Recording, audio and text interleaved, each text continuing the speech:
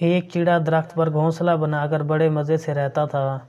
ایک دن وہ دانہ پانی کے چکر میں اچھی فصل والے کھیت میں پہنچ گیا۔ وہاں کھانے پینے کی موج سے بڑا ہی خوش ہوا۔ اسی خوشی میں رات کو وہ گھر آنا بھی بھول گیا اور اس دن مزے میں وہیں گزرنے لگے۔ ادھر شام کو ایک خرگوش اس درخت کے پاس آیا جہاں چڑے کا گھونسلہ تھا۔ درخت ذرا بھی اونچا نہیں تھا، اس لیے خرگوش نے اس گھونسلے میں جھانک کر دیکھا تو پتہ چلا کہ یہ گھونسلہ خالی پڑا ہے۔ گھونسلہ اچھا خاصا بڑا تھا، اتنا کہ وہ اس میں خرگوش آرام سے رہ سکتا تھا۔ اسے یہ بنا بنایا گھونسلہ پسند آ گیا اور اس نے یہی رہنے کا فیصلہ کر لیا۔ کچھ دنوں بعد وہ چڑا کھا کھا کر موٹا تازہ بن کر اپنے گھونسلے کی یاد آنے پر واپس لوٹا۔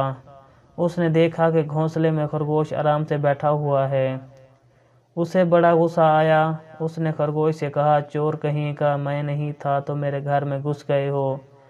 چلو نکلو میرے گھر سے، ذرا بھی شرم نہیں آئی میرے گھر میں رہتے ہوئے۔ خرگوش امن سے جواب دینے لگا، کہاں کا گھر؟ کون سا تمہارا گھر؟ یہ تو میرا گھر ہے۔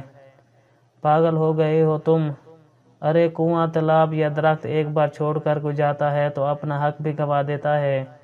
یہاں تو جب تک ہم ہیں وہ اپنا گھر ہے، بعد میں تو اس میں کوئی بھی رہ سکتا ہے۔ اب یہ گھر میرا ہے، بیکار میں مجھے تنگ مت کرو۔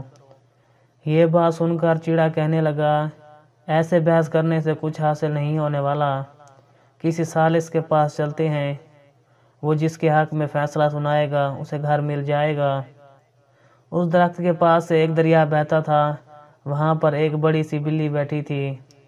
ویسے تو یہ بلی ان دونوں کی پیدائشی دشمن ہے، لیکن وہاں کوئی اور بھی نہیں تھا، اس لیے ان دونوں نے اس کے پاس جانا اور ان سے انصاف لینا ہی مناسب سمجھا۔ احتیاط برتتے ہوئے بلی کے پاس جا کر انہوں نے اپنے مسائل بتائے۔ انہوں نے کہا، ہم نے اپنی الجھن تو بتا دی، اب اس کا حل کیا ہے؟ اس کا جواب آپ سے سننا چاہتے ہیں۔ جو بھی صحیح ہوگا اسے وہ گھونسلہ مل جائے گا اور جو جھوٹا ہوگا اسے آپ کھا لیں۔ ارے ارے، یہ تم کیسی باتیں کر رہے ہو؟ تشدد جیسا گناہ نہیں اس دنیا میں، دوسروں کو مارنے والا خود جہنم میں جاتا ہے۔ میں تمہیں انصاف دینے میں تو مدد کروں گی، لیکن جھوٹے کو کھانے کی بات ہے تو وہ مجھ سے نہیں ہو پائے گا۔ میں ایک بات آپ لوگوں کو کان میں کہنا چاہتی ہوں، ذرا میرے قریب آؤ تو۔ خرگوش اور چڑا خوش ہو گئے کہ اب فیصلہ ہو کر رہے گا، اور اس کے بالکل قریب گئے۔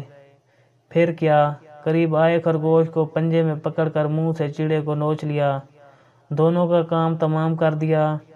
اپنے دشمن کو پہچانتے ہوئے اس پر یقین کرنے سے خرگوش اور چڑے کو اپنی جانیں گنوانا پڑیں۔ سچ ہے، دشمن سے سنبھل کر اور ہو سکے تو 4 ہاتھ دور ہی رہنے میں بھلائی ہوتی ہے۔